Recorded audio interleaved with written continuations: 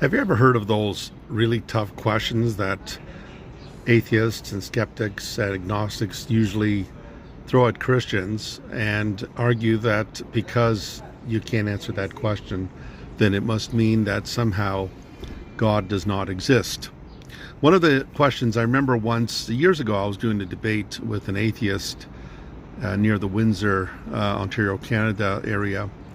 And one of the people in the audience after the debate, some students came up to me to ask questions. And one of the questions that they thought would be one of those smackdown questions was, does God heal amputees? Can God heal an amputee? That is, someone who's lost a leg or lost an arm.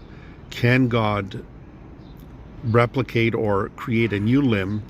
And has this ever been seen before at some miracle crusades of some sort?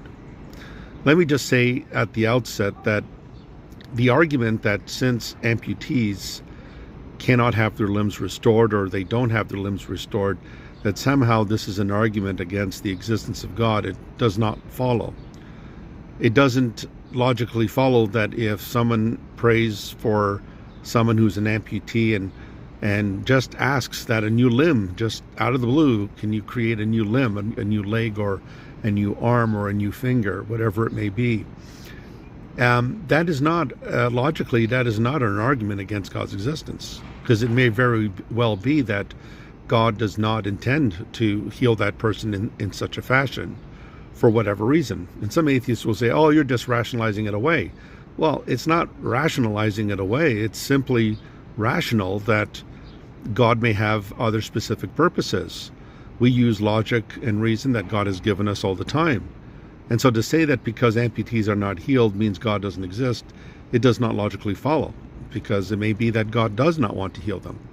Can God heal an amputee? Well, if God can heal and restore, and God can create things out of nothing, then certainly he could heal an amputee.